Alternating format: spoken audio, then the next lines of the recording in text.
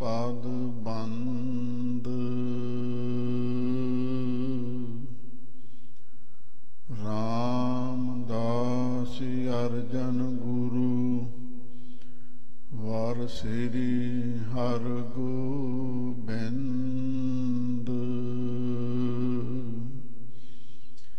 ਹਰਿ ਰਾਏ ਹਰ ਕ੍ਰਿਸ਼ਨ ਗੁਰ ਤੇਗ ਬਹਾਦਰ ਚੰਦ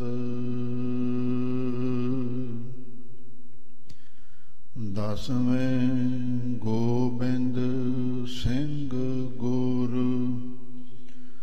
ਨਮੋ ਚਰਨ ਅਰਬਿੰਦ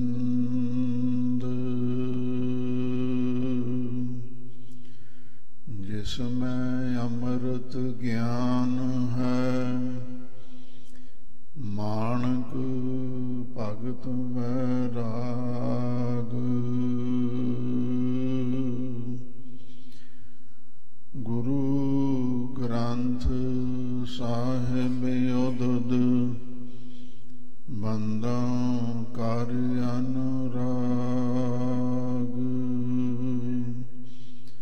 ਸ੍ਰੀ ਗੁਰੂ ਸ਼ਬਦ ਕਮਾਏ ਜਿਨ ਜੀਤੇ ਪੰਜ ਵਿਕਾਰ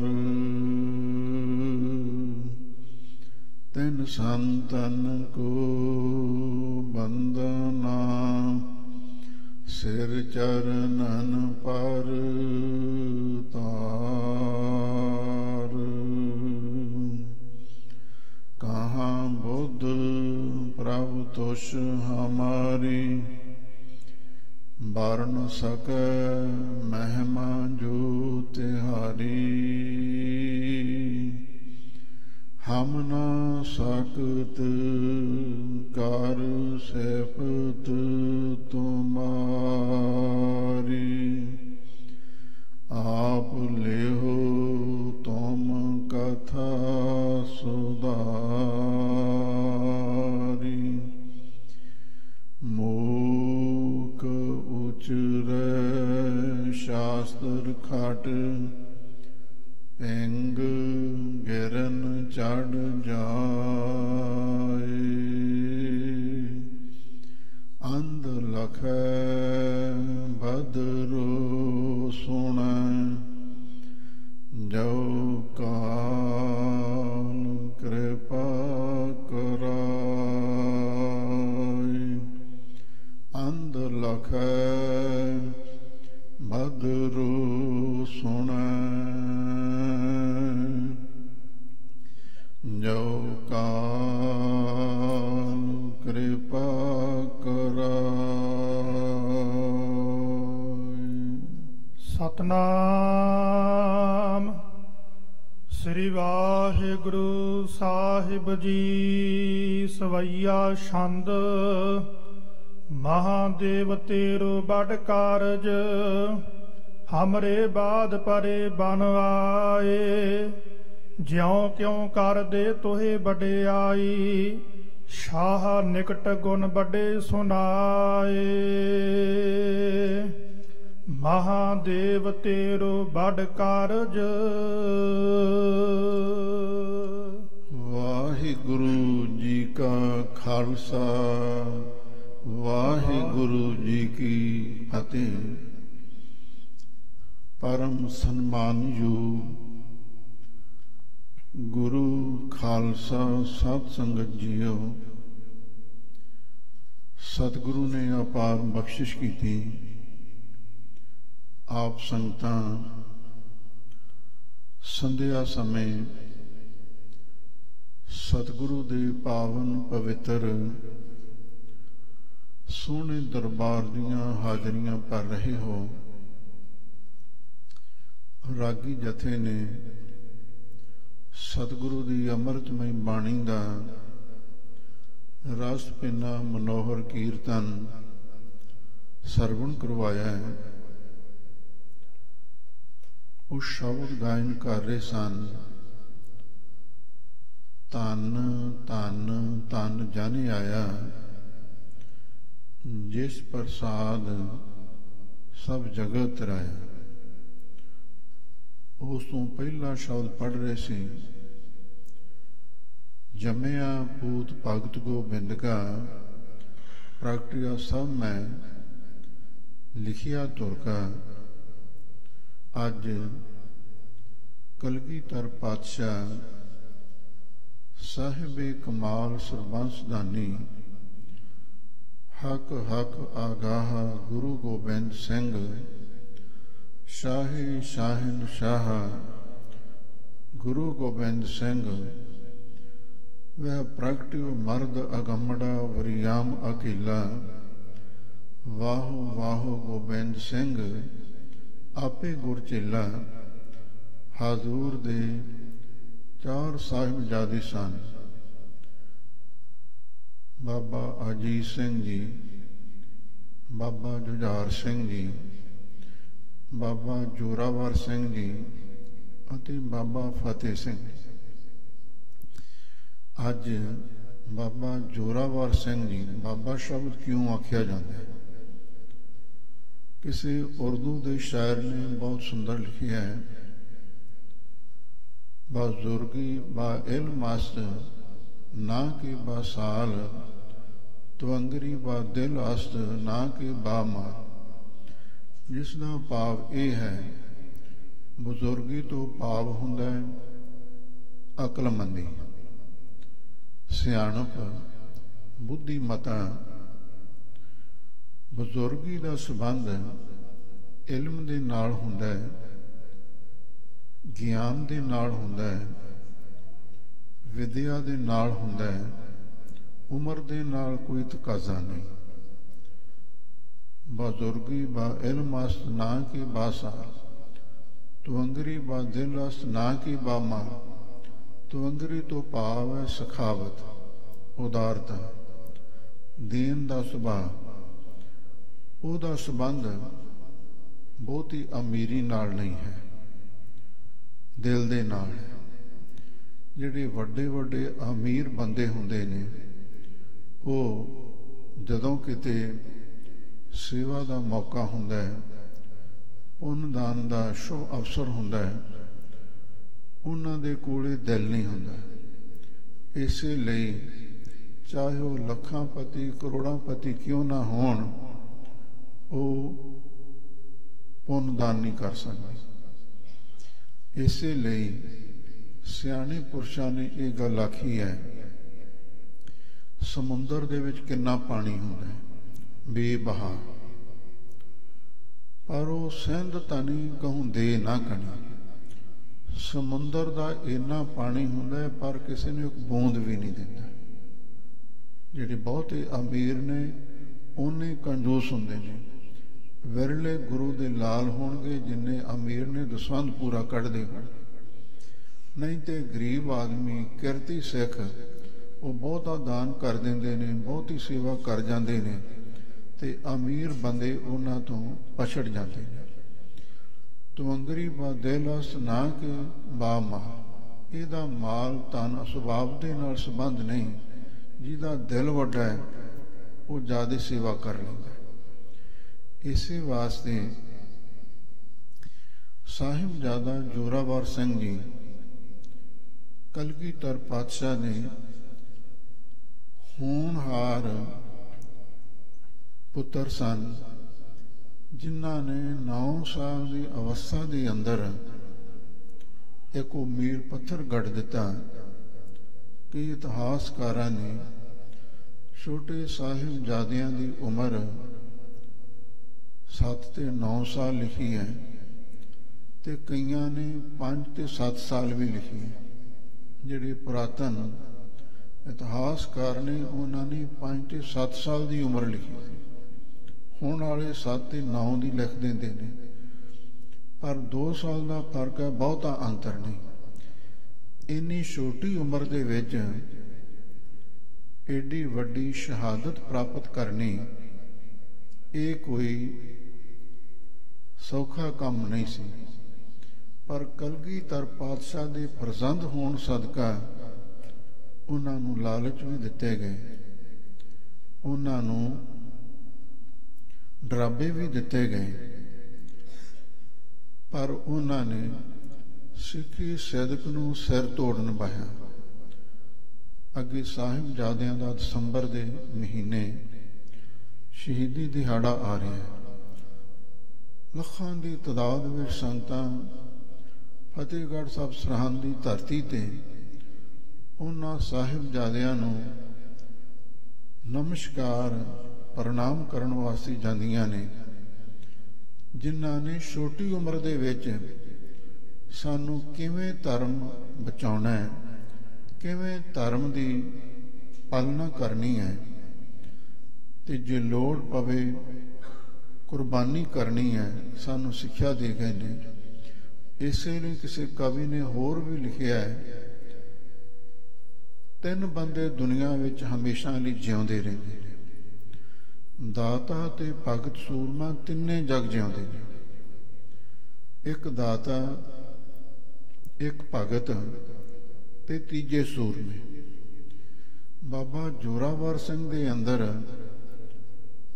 ਇਹ ਸਾਰੇ ਗੁਣ ਸਨ। ਉਹ ਦਾਤੇ ਵੀ ਸਨ ਜਿਨ੍ਹਾਂ ਨੇ ਜਿੰਦੜੀ ਵਾਰ ਦਿੱਤੀ। ਇਦੋਂ ਵੱਡੀ ਗੱਲ ਹੋਰ ਕੀ ਹੋ ਸਕਦੀ ਹੈ। ਭਗਤ ਵੀ ਸਨ ਜਿਨ੍ਹਾਂ ਨੇ ਧਰਮ ਦੀ ਪਾਲਣਾ ਕਰਦਿਆਂ ਹੋਇਆਂ ਕੋਈ ਹਿਚਕਚਾਹਟ ਨਹੀਂ ਕੀਤੀ, ਸਿੱਖੀ ਨੂੰ ਆਂਚ ਨਹੀਂ ਆਉਣ ਦਿੱਤੀ। ਤੇ ਸੂਰਮੇ ਨੀਹਾਂ ਵਿੱਚ ਚਿਣਿਆ ਜਾ ਰਿਹਾ ਹੈ। ਵਜੀਦਾ ਸਾਹਮਣੇ ਖਲੋਤਾ ਉਹਨਾਂ ਨੂੰ ਲਾਲਚ ਦੇ ਰਿਹਾ ਹੈ ਤੇ ਨਾਲ ਇਹ ਕਹਿੰਦਾ ਹੈ, ਤੁਸੀਂ ਇਸਲਾਮ ਕਬੂਲ ਕਰ ਲਵੋ, ਤੁਹਾਨੂੰ ਵੱਡਿਆਂ ਹੋਇਆਂ ਨੂੰ ਨਵਾਬੀਆਂ ਮਿਲ ਸਕਦੀਆਂ ਨੇ, ਤੁਹਾਨੂੰ ਡੋਲੇ ਮਿਲ ਸਕਦੇ ਨੇ, ਹੀਰੇ ਮੋਤੀ ਜਵਾਹਰਾਤ ਮਿਲ ਸਕਦੇ ਨੇ, ਤੁਹਾਨੂੰ ਦੁਨੀਆ ਦੇ ਸਾਰੇ ਸੁੱਖ ਮਿਲ ਸਕਦੇ ਨੇ। ਪਰ ਉਹਨਾਂ ਨੇ ਕੀ ਆਖਿਆ? ਬਾਬਾ ਜ਼ੋਰਾਵਰ ਸਿੰਘ ਤੇ ਬਾਬਾ ਫਤਿਹ ਸਿੰਘ ਜੀ ਨੇ ਉਹ ਕਹਿਣ ਲੱਗੇ, ਦੁਸ਼ਟਾ ਸਾਨੂੰ ਲਾਲਚ ਮਤ ਦੇ, ਅਸੀਂ ਉਸ ਕਲਗੀਧਰ ਪਾਤਸ਼ਾਹ ਦੇ ਫਰਜ਼ੰਦ ਹਾਂ ਜਿਨ੍ਹਾਂ ਦੇ ਪਿਤਾ ਨੇ, ਸਾਡੇ ਦਾਦਾ ਜੀ ਨੇ ਦੂਜੇ ਧਰਮ ਦੀ ਖਾਤਰ ਕੁਰਬਾਨੀ ਕੀਤੀ ਹੈ। ਇਤਿਹਾਸਕਾਰਾਂ ਨੇ ਉਹਨਾਂ ਦੀ ਸ਼ਹਾਦਤ ਨੂੰ ਲਾਸਾਨੀ ਕੁਰਬਾਨੀ ਦਾ ਨਾਮ ਦਿੱਤਾ। ਲਾਸਾਨੀ ਤੋਂ ਮਤਲਬ ਹੁੰਦਾ ਹੈ ਬੇਮਿਸਾਲ। ਇਹ ਗੱਲ ਕਲਗੀਧਰ ਪਾਤਸ਼ਾਹ ਨੇ ਵੀ ਆਪਣੀ ਬਾਣੀ ਬਚਿੱਤਰ ਨਾਟਕ ਵਿੱਚ ਸਪਸ਼ਟ ਕੀਤੀ ਹੈ। ਉਹ ਲਿਖਦੇ ਨੇ, ਤੇਗ ਬਹਾਦਰ ਸੀ ਕਿਰਿਆ ਕਰੀ ਨਾ ਕਿਨਹੂ, ਜੋ ਕਿਰਿਆ ਤੋਂ ਭਾਵੇਂ ਵੀਰ ਕਿਰਿਆ ਕੁਰਬਾਨੀ।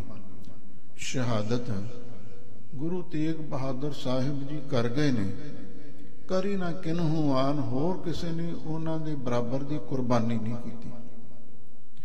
ਕਿਉਂ? ਲੋਕ ਆਪਣੇ ਹੱਕਾਂ ਲਈ ਲੜਦੇ ਨੇ, ਦੇਸ਼ ਲਈ ਲੜਦੇ ਨੇ, ਧਰਮ ਲਈ ਲੜਦੇ ਮਰਦੇ ਨੇ, ਬੜੀ ਚੰਗੀ ਗੱਲ ਹੈ। ਪਰ ਕਿਸੇ ਦੇ ਧਰਮ ਦੀ ਖਾਤਰ ਕੁਰਬਾਨੀ ਕਰਨੀ ਬਹੁਤ ਵੱਡੀ ਗੱਲ ਹੁੰਦੀ ਹੈ, ਜਿਹਦੇ ਨਾਲ ਸਾਡਾ ਕੋਈ ਦੂਰ ਨੇੜੇ ਦਾ ਕੋਈ ਸੰਬੰਧ ਨਾ ਹੋਵੇ, ਉਹਦੇ ਲਈ ਮਰਨਾ ਬਹੁਤ ਔਖੀ ਗੱਲ ਹੈ।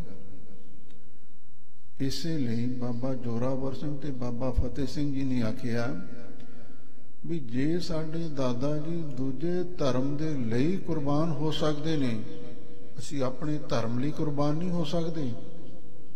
ਕਿੱਡੀ ਵੱਡੀ ਸਿੱਖਿਆ ਸੀ ਸਾਡੇ ਲਈ। ਤੇ ਫਿਰ ਹੋਰ ਹੈਰਾਨੀ ਦੀ ਗੱਲ, ਹੁਣ ਗੁਰੂ ਮਹਾਰਾਜ ਦੇ ਲਖਤੇ ਜ਼ਿਕਰ, ਚਾਰੇ ਸਾਹਿਬਜ਼ਾਦੇ ਕੁਰਬਾਨ ਹੋ ਜਾਂਦੇ ਨੇ, ਪਰ ਅੱਖਾਂ ਵਿੱਚ ਕੋਈ ਹੰਝੂ ਨਹੀਂ ਆਉਂਦਾ, ਚਿਹਰੇ ਤੇ ਗਮ ਦਾ ਕੋਈ ਨਿਸ਼ਾਨ ਦਿਖਾਈ ਨਹੀਂ ਦਿੰਦਾ। ਜਦੋਂ ਚਮਕੌਰ ਸਾਹਿਬ ਦੀ ਗੜ੍ਹੀ ਵਿੱਚ ਬਾਬਾ ਅਜੀਤ ਸਿੰਘ ਤੇ ਬਾਬਾ ਜੁਝਾਰ ਸਿੰਘ ਜੀ ਜੂਝ ਰਹੇ ਸਨ, ਤੇ ਕਲਗੀਧਰ ਪਾਤਸ਼ਾਹ ਜਦੋਂ ਕਿਸੇ ਦੁਸ਼ਟ ਨੂੰ ਝਟਕਾਉਂਦੇ ਸਨ ਤੇ ਉੱਚੀ ਆਵਾਜ਼ ਦੇ ਵਿੱਚ ਜੈਕਾਰਾ ਛੱਡਦੇ ਸੀ, ਬੋਲੇ ਸੋ ਨਿਹਾਲ। ਸਤਿ ਸ੍ਰੀ ਅਕਾਲ। ਇਹੋ ਜਿਹਾ ਕੋਈ ਹੋ ਸਕਦਾ ਦੁਨੀਆ ਵਿੱਚ ਰਹਿਬਰ? ਆਪਣੇ ਸਾਹਿਬਜ਼ਾਦਿਆਂ ਨੂੰ ਜੂਝਦਿਆਂ ਦੇਖ ਕੇ ਖੁਸ਼ੀ ਵਿੱਚ ਆ ਕੇ ਜੈਕਾਰੇ ਛੱਡੇ ਤੇ ਫਿਰ ਜਦੋਂ ਸ਼ਹਾਦਤ ਦਾ ਜਾਮ ਪੀਂਦੇ ਹੋਣ ਤੇ ਰੱਬ ਦਾ ਸ਼ੁਕਰਾਨਾ ਕਰੇ। ਹੁਣ 2 ਸਾਹਿਬਜ਼ਾਦੇ ਚਮਕੌਰ ਦੀ ਗੜੀ ਵਿੱਚ ਸ਼ਹੀਦ ਹੋ ਜਾਂਦੇ ਨੇ। ਛੋਟੇ ਸਾਹਿਬਜ਼ਾਦੇ ਫਤਿਹਗੜ੍ਹ ਸਾਹਿਬ ਸਰਹੰਦ ਦੀਆਂ ਨੀਹਾਂ ਵਿੱਚ ਚਿਣੇ ਜਾਂਦੇ ਨੇ ਤੇ ਹੁਣ ਸਾਹਿਬ ਸਤਿਗੁਰੂ ਸੱਚੇ ਪਾਤਸ਼ਾਹ ਦੇ ਚਿਹਰੇ ਤੇ ਭੋਰਾ ਵੀ ਮਲਾਲ ਨਹੀਂ ਆਇਆ, ਕੋਈ ਗਿਲਾ ਸ਼ਿਕਵਾ ਨਹੀਂ ਕੀਤਾ, ਬਲਕਿ ਇਹ ਗੱਲ ਜ਼ਰੂਰ ਆਖੀ ਵੀ ਹੇ ਵਾਹਿਗੁਰੂ, ਇਹ ਤੇਰੀ ਅਮਾਨਤ ਸੀ, ਅਸੀਂ ਤੇਰੇ ਹਵਾਲੇ ਕਰ ਦਿੱਤੀ। ਜਦੋਂ ਸਾਹਿਬ ਸਤਿਗੁਰੂ ਸੱਚੇ ਪਾਤਸ਼ਾਹ ਸਾਬੋ ਕੀ ਤਲਵੰਡੀ ਤੱਕ ਸ੍ਰੀ ਦਮਦਮਾ ਸਾਹਿਬ ਜਾਂਦੇ ਨੇ, ਉੱਥੇ ਮਾਤਾ ਸੁੰਦਰ ਕੌਰ ਜੀ ਤੇ ਮਾਤਾ ਸਾਹਿਬ ਕੌਰ ਜੀ ਪੰਥ ਮਾਤਾ, ਉਹ ਆ ਕੇ ਮਿਲਦੇ ਨੇ, ਹਜ਼ੂਰ ਦੇ ਚਰਨਾਂ ਵਿੱਚ ਸਵਾਲ ਕਰਦੇ ਨੇ, ਐ ਗੁਰਦੇਵ ਜੀ, ਅਜੀਤ ਸਿੰਘ ਕਿੱਥੇ ਹੈ? ਜੁਝਾਰ ਸਿੰਘ ਦਿਖਾਈ ਨਹੀਂ ਦੇ ਰਿਹਾ, ਜੋਰਾਵਰ ਸਿੰਘ ਤੇ ਫਤਿਹ ਸਿੰਘ ਵੀ ਕਿਧਰੇ ਨਜ਼ਰ ਨਹੀਂ ਆ ਰਹੇ, ਉਹਨਾਂ ਨੂੰ ਕਿੱਥੇ ਛੱਡ ਕੇ ਆਏ ਹੋ? ਉਸ ਵੇਲੇ ਕਲਗੀਧਰ ਪਾਤਸ਼ਾਹ ਨੇ ਵਾਇਦ ਵਿੱਚ ਆ ਕੇ ਪਤਾ ਕੀ ਆਖਿਆ ਸੀ? ਅਸੀਂ ਉਹਨਾਂ ਗੱਲਾਂ ਨੂੰ, ਆਪਣੇ ਇਤਿਹਾਸ ਨੂੰ ਭੁੱਲਦੇ ਜਾ ਰਹੇ ਹਾਂ। ਹਜ਼ੂਰ ਕਹਿਣ ਲੱਗੇ, ਤੁਸੀਂ ਆਖਦੇ ਹੋ ਅਜੀਤ ਸਿੰਘ ਦਿਖਾਈ ਨਹੀਂ ਦਿੰਦਾ, ਪਰ ਸਾਨੂੰ ਦਿਖਾਈ ਦਿੰਦਾ, ਤੁਹਾਨੂੰ ਨਹੀਂ ਦਿਸਦਾ ਪਰ ਸਾਨੂੰ ਦਿਸਦਾ। ਮਾਤਾਵਾਂ ਹੈਰਾਨ ਨੇ ਵੀ ਤੁਹਾਨੂੰ ਦਿਸਦੇ ਨੇ, ਸਾਨੂੰ ਕਿਉਂ ਨਹੀਂ ਦਿਸਦੇ? ਉਹ ਕਹਿਣ ਲੱਗੇ, ਮਹਾਰਾਜ ਸਾਨੂੰ ਵੀ ਦਰਸ਼ਨ ਕਰਵਾ ਦਿਓ ਸਾਹਿਬਜ਼ਾਦਿਆਂ ਦੇ। ਤਾਂ ਉਸ ਵੇਲੇ ਕਲਗੀਧਰ ਪਾਤਸ਼ਾਹ ਨੇ ਬੜੇ ਵਾਹਿਦ ਵਿੱਚ ਆ ਕੇ ਇਹ ਸ਼ਬਦ ਕਹੇ ਸਨ, ਇਨ ਪੁੱਤਰਨ ਕੇ ਸੀਸ ਪਰ ਵਾਰ ਦੀਏ ਸੁਤ ਚਾਰ, ਚਾਰ ਮੋਏ ਤੂੰ ਕਿਆ ਹੁਆ ਜੀਵਤ ਕਈ ਹਜ਼ਾਰ। ਏਡੀ ਵੱਡੀ ਗੱਲ ਕੋਈ ਕਹਿ ਸਕਦਾ ਹੋ? ਸਤਿ ਸ੍ਰੀ ਅਕਾਲ। ਕਲਗੀਧਰ ਪਾਤਸ਼ਾਹ ਨੇ ਜਿਹੜੇ ਸਾਹਮਣੇ ਬੈਠੇ ਸਨ ਅੰਮ੍ਰਿਤਧਾਰੀ ਨੌਜਵਾਨ, ਅੰਮ੍ਰਿਤਧਾਰੀ ਭੁਜੰਗੀ, ਉਹਨਾਂ ਵੱਲ ਇਸ਼ਾਰਾ ਕਰਕੇ ਇਹ ਗੱਲ ਆਖੀ ਸੀ, ਇਨ ਪੁੱਤਰਨ ਕੇ ਸੀਸ ਪਰ। ਆ ਜਿਹੜੇ ਸਾਹਮਣੇ ਬੈਠੇ ਨੇ, ਇਹ ਕੌਣ ਨੇ? ਇਹ ਮੇਰੇ ਪੁੱਤਰ ਨਹੀਂ, ਤੁਹਾਡੇ ਪੁੱਤਰ ਨਹੀਂ, ਇਹ ਸਾਡੇ ਪੁੱਤਰ ਨੇ। ਇਹਨਾਂ ਦੀ ਖਾਤਰ ਅਸੀਂ ਆਪਣੇ 4 ਪੁੱਤਰ ਜੇ ਵਾਰ ਦਿੱਤੇ ਨੇ, ਇਹ ਕੋਈ ਬਹੁਤ ਵੱਡਾ ਮਾਰਕਾ ਨਹੀਂ, ਅਸੀਂ ਮਾਰ ਲਿਆ। ਕੋਈ ਗੱਲ ਨਹੀਂ, ਜੇ ਸਾਡੇ 4 ਨਹੀਂ ਵੀ ਰਹੇ, ਇਹ ਖਾਲਸਾ ਸਾਡਾ ਅਨਾਦਿ ਪੁੱਤਰ ਹੈ, ਇਹ ਹਮੇਸ਼ਾ ਲਈ ਅਮਰ ਰਹੇਗਾ। ਅਸੀਂ ਇਹਨਾਂ ਦੀ ਖਾਤਰ 4 ਪੁੱਤਰ ਵਾਰੇ ਨੇ। ਇਸ ਲਈ ਹੁਣ ਤੁਸੀਂ ਜੇ ਅਜੀਤ ਸਿੰਘ ਦੇ ਦਰਸ਼ਨ ਕਰਨੇ ਨੇ, ਜੁਝਾਰ ਸਿੰਘ ਦੇ, ਜੋਰਾਵਰ ਸਿੰਘ ਦੇ, ਫਤਿਹ ਸਿੰਘ ਦੇ ਦਰਸ਼ਨ ਕਰਨੇ ਨੇ, ਇਹਨਾਂ ਵਿੱਚੋਂ ਕਰ ਸਕਦੇ ਹੋ। ਇਹੀ ਅਜੀਤ ਸਿੰਘ ਹੈ, ਇਹੀ ਜੁਝਾਰ ਸਿੰਘ ਨੇ, ਇਹੀ ਜੋਰਾਵਰ ਸਿੰਘ ਤੇ ਇਹੀ ਫਤਿਹ ਸਿੰਘ ਨੇ।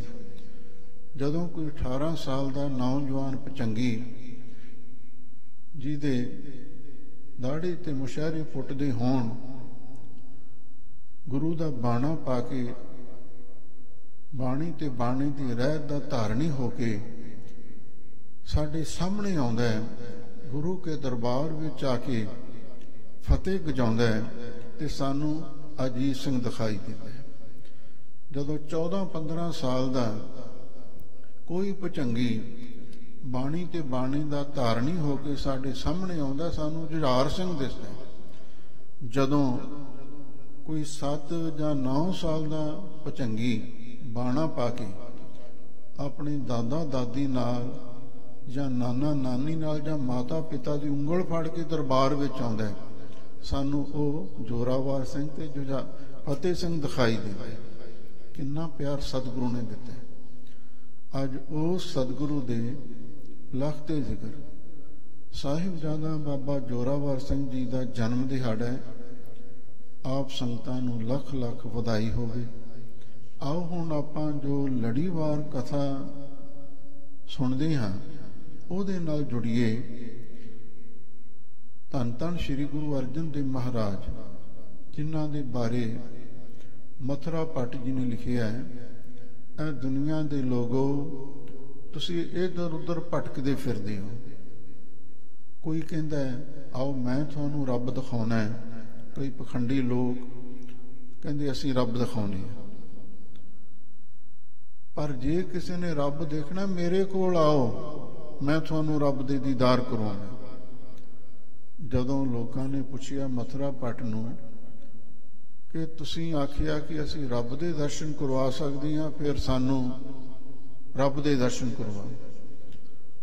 ਮਥੁਰਾ ਭੱਟ ਜੀ ਗੁਰੂ ਅਰਜਨ ਦੇਵ ਮਹਾਰਾਜ ਦੇ ਰੂਬਰੋ ਲੈ ਜਾਂਦੇ ਨੇ ਸੱਚਖੰਡ ਸ੍ਰੀ ਹਰਿਮੰਦਰ ਸਾਹਿਬ ਦੇ ਅੰਦਰ।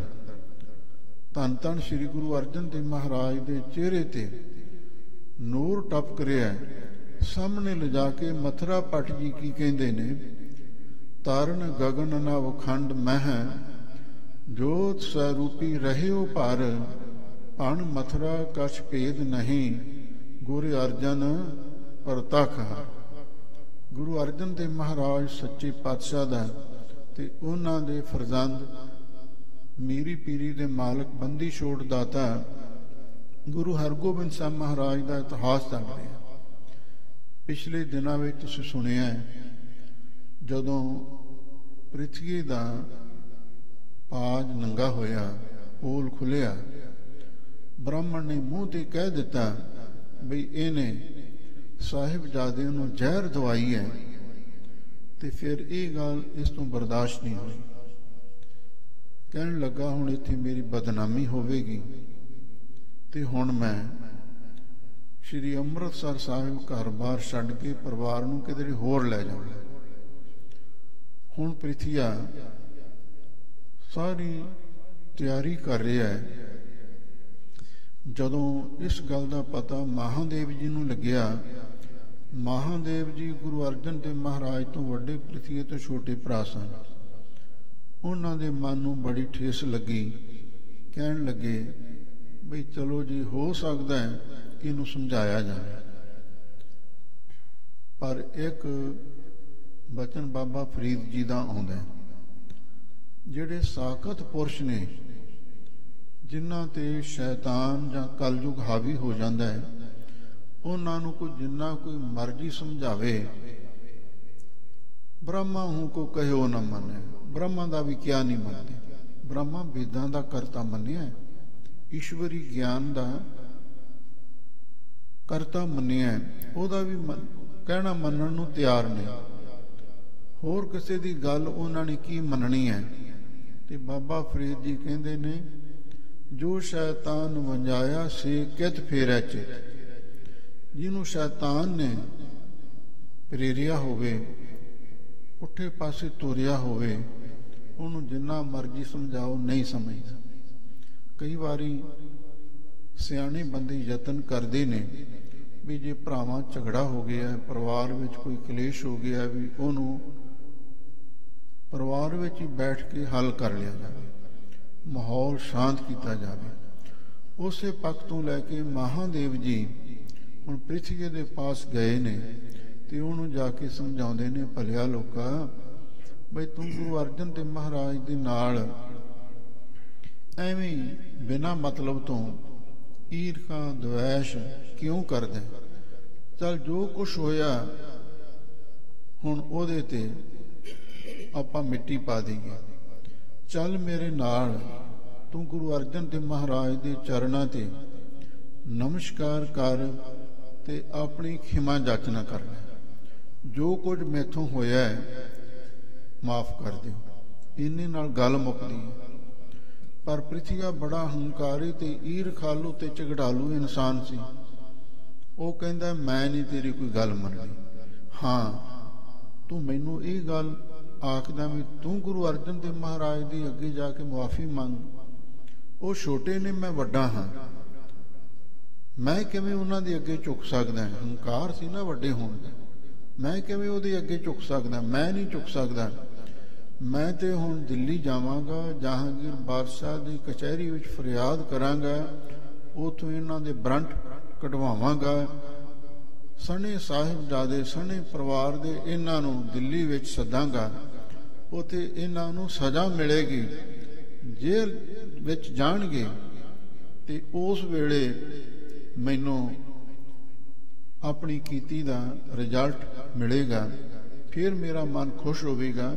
ਮੈਂ ਤੇਰੀ ਕੋਈ ਗੱਲ ਸੁਣਨ ਲਈ ਤਿਆਰ ਨਹੀਂ। ਤੇ ਫਿਰ ਨਾਲ ਹੀ ਕਹਿਣ ਲੱਗਾ, ਲੈ ਇੱਕ ਗੱਲ ਸੁਣ, ਰਾਜਨੀਤਿਕ ਬੰਦੇ ਬੜੇ ਸ਼ੈਤਾਨ ਹੁੰਦੇ ਨੇ। ਕਹਿੰਦੇ ਵੀ ਚਲੋ ਮਹਾਦੇਵ ਨੂੰ ਵੀ ਆਪਣੇ ਨਾਲ ਜੋੜਨ ਦੀ ਕੋਸ਼ਿਸ਼ ਕਰੀਏ। ਮਹਾਦੇਵ ਨੂੰ ਕਹਿਣ ਲੱਗਾ, ਮਹਾਦੇਵ ਦੇਖ, ਤੂੰ ਵੀ ਗੁਰੂ ਅਰਜਨ ਦੇਵ ਮਹਾਰਾਜ ਦੇ ਨਾਲੋਂ ਵੱਡਾ ਤੇ ਮੈਂ ਵੀ ਵੱਡਾ। ਹੁਣ ਉਹ ਛੋਟਾ ਭਰਾ ਸਾਡਾ ਸਾਰਾ ਕੁਝ ਸੰਭਾਲ ਕੇ ਬੈਠ ਗਿਆ ਹੈ, ਆਪਾਂ ਵੱਡੇ ਖਾਲੀ ਹਾਂ, ਆਪਣੇ ਪੱਲੇ ਕੱਖ ਨਹੀਂ।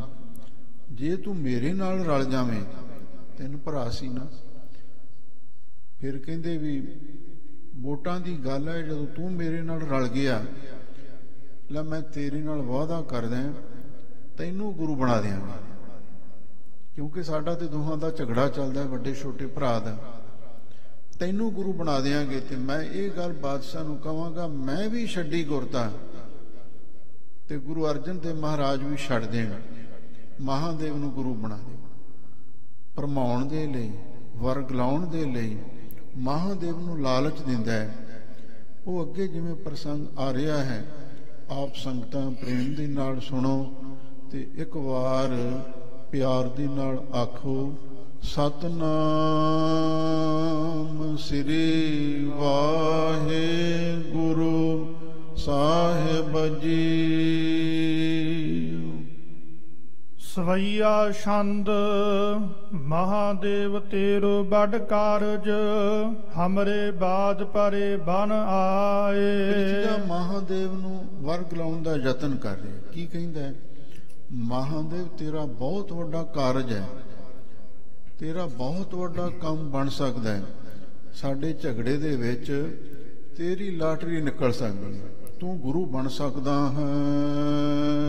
ਜਿਉਂ ਕਿਉਂ ਕਰਦੇ ਤੋਹੇ ਵਡਿਆਈ, ਸ਼ਾਹ ਨਿਕਟ ਗੁਣ ਬੜੇ ਸੁਨਾਏ। ਜਿਵੇਂ ਕਿਵੇਂ ਵੀ ਯਤਨ ਕਰਕੇ ਤੇ ਮੈਂ ਬਾਦਸ਼ਾਹ ਦੇ ਕੋਲ ਜਾ ਕੇ ਤੈਨੂੰ ਗੁਰਤਾ ਦੀ ਵਡਿਆਈ ਦਵਾਵਾਂਗਾ। ਕਿਉਂ? ਮੈਂ ਤੇਰੀ ਜਾ ਕੇ ਬਾਦਸ਼ਾਹ ਦੇ ਕੋਲ ਤਾਰੀਫ ਕਰਾਂਗਾ, ਤੇਰੇ ਗੁਣਗਾਨ ਕਰਾਂਗਾ, ਤੇ ਜਦੋਂ ਤੇਰੀ ਸਿਫਤ ਸਲਾਹ ਕਰਾਂਗਾ ਤੇ ਬਾਦਸ਼ਾਹ ਨੇ ਇਹ ਗੱਲ ਮੰਨ ਲੈਣੀ ਹੈ। ਖਰਚੋਂ ਦਰਬ ਆਪਨੋ ਮੈਂ ਸਭ, ਜਹਾਂ ਦੇਨ ਕਾਰਜ ਬਨ ਜਾਏ। ਚੰਗੇ ਪਾਸੇ ਮਾਇਆ ਨਹੀਂ ਖਰਚਣੀ। ਪ੍ਰਿਥੀਆ ਕਹਿੰਦਾ, ਜਿੱਥੇ ਕਿੱਥੇ ਧਨ ਦੀ ਲੋੜ ਪਵੇਗੀ, ਧਨ ਸਾਰਾ ਮੈਂ ਖਰਚ ਕਰਾਂਗਾ। ਤੇ ਦੇਖ, ਤੇ ਕੰਮ ਤੇਰਾ ਬਣਨਾ, ਗੁਰੂ ਤੂੰ ਬਣਨਾ, ਪੈਸੇ ਮੈਂ ਲਾਵਾਂਗਾ। ਝਗੜੋ ਮੈਂ ਜਹ ਹੋਏ ਅਦਾਲਤ, ਤੁਮ ਬੈਠੇ ਰਹੋ ਸਹਿਜ ਸੁਭਾਏ। ਸਰਕਾਰੇ ਦਰਬਾਰੇ ਹੁਣ ਪੈਸੇ ਦਾ ਖੌਅ ਹੀ ਹੁੰਦਾ ਨਾ। ਹੁਣ ਇੱਥੇ ਵੀ ਜਿਨ੍ਹਾਂ ਦੇ ਕੇਸ ਚੱਲਦੇ ਨੇ, ਸਾਨੂੰ ਪਤਾ ਹੀ ਹੈ, ਹਜ਼ਾਰਾਂ ਲੱਖਾਂ ਰੁਪਏ ਬਰਬਾਦ ਹੋ ਜਾਂਦੇ ਨੇ।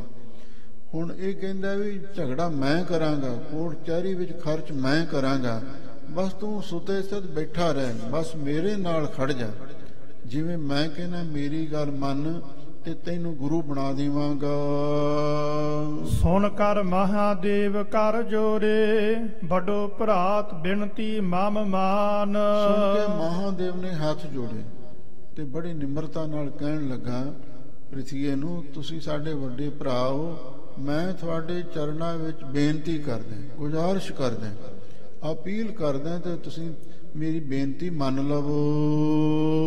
ਤਜਹੁ ਵਿਰੋਧ ਮਿਲਹੁ ਕਰ ਮਾਹੂ, ਅਪਰ ਨਹੀਂ ਇਸ ਬਾਤ ਸਮਾਨ। ਮੈਂ ਤੁਹਾਨੂੰ ਬੇਨਤੀ ਕਰਦਾ, ਵੈਰ ਵਿਰੋਧ ਈਰਖਾ ਛੱਡ ਕੇ ਤੁਸੀਂ ਗੁਰੂ ਅਰਜਨ ਦੇਵ ਮਹਾਰਾਜ ਨੂੰ ਉਹਨਾਂ ਦੇ ਘਰ ਜਾ ਕੇ ਮਿਲੋ।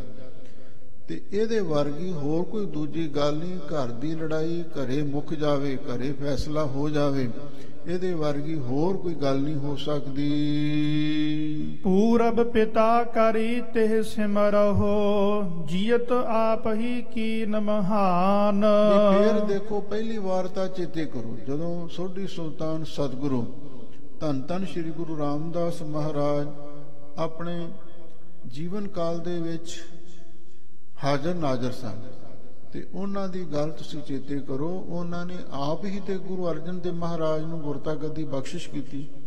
ਆਪਣੇ ਹੱਥੀਂ ਆਪਣੀ ਨਿਗਰਾਨੀ ਵਿੱਚ ਆਪ ਗੁਰੂ ਅਰਜਨ ਦੇਵ ਮਹਾਰਾਜ ਨੂੰ ਉਹਨਾਂ ਨੇ ਆਸ਼ੀਰਵਾਦ ਦਿੱਤਾ। ਹਮ ਤੁਮ ਕਰਤ ਬਿਲੋਕਨ ਤਬ ਹੂੰ ਬੈਠਾਇਓ ਗਾਦੀ ਸ਼ੁਭ ਥਾਨ। ਉਸ ਵੇਲੇ ਮੈਂ ਵੀ ਸੀ, ਤੂੰ ਵੀ ਕੋਲੇ ਸੀ, ਜਦੋਂ ਗੁਰੂ ਰਾਮਦਾਸ ਮਹਾਰਾਜ ਨੇ ਛੋਟੇ ਫਰਜ਼ੰਦ ਗੁਰੂ ਅਰਜਨ ਦੇਵ ਮਹਾਰਾਜ ਨੂੰ ਗੁਰਤਾ ਗੱਦੀ ਦੇ ਤਖਤ ਤੇ ਸੁਭਾਏ ਮਾਨ ਕੀਤਾ ਤੇ ਉਸ ਵੇਲੇ ਅਸੀਂ ਤੁਸੀਂ ਕੋਲ ਹੀ ਖੜੇ ਵੇਖ ਰਹੇ ਸੀ। ਛਲ ਬਲ ਕੋ ਕਰ ਆਪ ਨਾ ਲੀਨੀ ਸੇਵਾ ਕਰਤ ਰਹਿਓ ਪਿਤ ਪਾਸ। ਦੇਖੋ ਗੁਰੂ ਅਰਜਨ ਦੇਵ ਮਹਾਰਾਜ ਨੇ ਕੋਈ ਛਲ ਕਪਟ ਧੋਖਾ ਨਹੀਂ ਕੀਤਾ, ਨਾ ਹੀ ਕੋਈ ਜ਼ਬਰਦਸਤੀ ਕੀਤੀ ਹੈ ਤੇ ਉਹਨਾਂ ਨੇ ਛਲ ਬਲ ਕਰਕੇ ਗੁਰਤਾ ਗੱਦੀ ਨਹੀਂ ਲਈ। ਉਹਨਾਂ ਨੇ ਪਿਤਾ ਗੁਰਦੇਵ ਜੀ ਦੀ ਸੇਵਾ ਕੀਤੀ ਹੈ, ਉਹਨਾਂ ਦੇ ਕੋਲ ਰਹੇ, ਉਹਨਾਂ ਦੀ ਆਗਿਆ ਮੰਨੀ ਹੈ। ਤਿਨ ਰਜਾਏ ਮਹਾਰਾਜੀ ਰਹਿਨੋ ਇਤਿਆਦਿਕ ਜਿਸ ਮਹਿ ਗੁਣ ਰਾਸ। ਤੇ ਪਿਤਾ ਸਤਿਗੁਰੂ ਦੀ ਆਗਿਆ ਦੇ ਅਨੁਸਾਰ ਰਹਿਣਾ, ਜੋ ਸਤਿਗੁਰੂ ਬਚਨ ਕਹਿਣ, ਜੋ ਗੁਰ ਕਹੈ ਸੋਈ ਪਲ ਮੰਨ, ਉਹ ਬਚਨ ਮੰਨਣੇ। ਇਹ ਗੁਣ ਗੁਰੂ ਅਰਜਨ ਦੇਵ ਮਹਾਰਾਜ ਦੇ ਵਿੱਚ ਸਨ। ਰਹਿ ਅਨੁਸਾਰ ਨ ਆਪ ਜਨਾਇਓ ਬਿਨਾ ਕਰਤ ਸਮਦਾਸਨ ਦਾਸ। ਬਈ ਵੇਖੋ ਗੁਰੂ ਮਹਾਰਾਜ ਗੁਰੂ ਅਰਜਨ ਦੇਵ ਮਹਾਰਾਜ ਪਿਤਾ ਦੇ ਅਨੁਸਾਰੀ ਹੋ ਕੇ ਰਹੇ, ਕਦੇ ਆਪ ਨਹੀਂ ਜਣਾਇਆ, ਕਦੇ ਹੰਕਾਰ ਵਿੱਚ ਨਹੀਂ ਕੁਛ ਕਾਕਿਆ ਤੇ ਫਿਰ ਦਾਸਾਂ ਦੇ ਦਾਸ ਬਣ ਕੇ ਗੁਰੂ ਪਿਤਾ ਦੀ ਸੇਵਾ ਕਰਦੇ ਰਹੇ। ਆਜਰ ਜਰਨ ਅਰ ਕਰਨ ਭਜਨ ਬਹੁ ਸੇਵਤ ਕਰੇ ਪ੍ਰਸੰਨ ਪਿਤਾ ਸੋ। ਫੇਰ ਵੇਖ ਲੋ ਅਜਰ ਸ਼ਕਤੀਆਂ ਨੂੰ ਜਰ ਕੇ ਰੱਖਣਾ, ਹਰ ਵੇਲੇ ਵਾਹਿਗੁਰੂ ਦਾ ਭਜਨ ਸਿਮਰਨ ਕਰਨਾ ਤੇ ਇਸ ਤਰ੍ਹਾਂ ਦੇ ਜਿਹੜੇ ਗੁਣ ਉਹਨਾਂ ਵਿੱਚ ਹੀ ਸਨ ਤੇ ਫਿਰ ਪਿਤਾ ਦੇ ਅੱਗੇ ਬੜੇ ਪ੍ਰੇਮ ਦੇ ਨਾਲ ਸੇਵਾ ਕਰਦੇ ਰਹੇ ਤੇ ਪਿਤਾ ਜੀ ਨੂੰ ਪ੍ਰਸੰਨ ਕਰ ਲਿਆ। ਬੋਲਨ ਬਨ ਹੈ ਤੁਮਾਰੋ ਤਬ ਹੂੰ ਅਬ ਇਸ ਕੋ ਨਹਿ ਬਨ ਹੈ ਉਪਾਓ। ਮਹਾਦੇਵ ਕਹਿੰਦਾ ਜਦੋਂ ਗੁਰਤਾ ਗੱਦੀ ਗੁਰੂ ਅਰਜਨ ਦੇਵ ਮਹਾਰਾਜ ਨੂੰ ਪਿਤਾ ਸਤਿਗੁਰੂ ਬਖਸ਼ਿਸ਼ ਕਰ ਰਹੇ ਸਨ, ਉਸ ਵੇਲੇ ਤੈਨੂੰ ਬੋਲਣਾ ਚਾਹੀਦਾ ਸੀ, ਉਸ ਵੇਲੇ ਬੋਲਦਾ। ਤੇ ਹੁਣ ਤੇ ਗੁਰੂ ਬਣ ਚੁੱਕੇ ਨੇ, ਹੁਣ ਤੇ ਗੁਰੂ ਮਹਾਰਾਜ ਦੇ ਉੱਤਰਾਧਿਕਾਰੀ ਇਹ ਵਾਰਸ ਬਣ ਚੁੱਕੇ ਨੇ, ਹੁਣ ਇਹਦਾ ਕੋਈ ਯਤਨ ਨਹੀਂ ਕਾਮਯਾਬ ਹੋ ਸਕਦਾ। ਕਿਉਂ ਅਬ ਬਾਦ ਬੜ ਬਦਤੇ ਸ਼ੁਭ ਗੁਣ ਅਬ ਨਿਜ ਮਨ ਮਹਿ ਲਿਆਓ। ਪ੍ਰਿਥਵੀ ਨੂੰ ਮਹਾਦੇਵ ਜੀ ਸਮਝਾਉਂਦੇ ਨੇ, ਹੁਣ ਕਿਉਂ ਬੇਅਰਥ ਹੀ ਬਾਤ ਝਗੜੇ ਦੇ ਬਚਨ ਤੁਸੀਂ ਬਦ ਤੇ ਬੋਲਦੇ ਹੋ ਤੇ ਚੰਗੀ ਗੱਲ ਇਹ ਹੈ ਤੁਸੀਂ ਆਪਣੇ ਮਨ ਵਿੱਚ ਚੰਗੇ ਗੁਣ ਲੈ ਕੇ ਆਓ। ਸਤ ਸੰਤੋਖ ਦਇਆ ਧਰਮ ਖਿਮਾ ਆਦਿ ਗੁਣ ਆਪਣੇ ਮਨ ਵਿੱਚ ਲਿਆਓ। ਭਾਵ ਜੋ ਵੀ ਕੁਛ ਹੋਇਆ ਤੇ ਉਹਨੂੰ ਸਹੀ ਮੰਨੋ ਤੇ ਤੁਸੀਂ ਗੁਰੂ ਮਹਾਰਾਜ ਦੇ ਅੱਗੇ ਨਿਮਰਤਾ ਦੇ ਨਾਲ ਜਾ ਕੇ ਭੁੱਲ ਬਖਸ਼ਾ ਲਵੋ।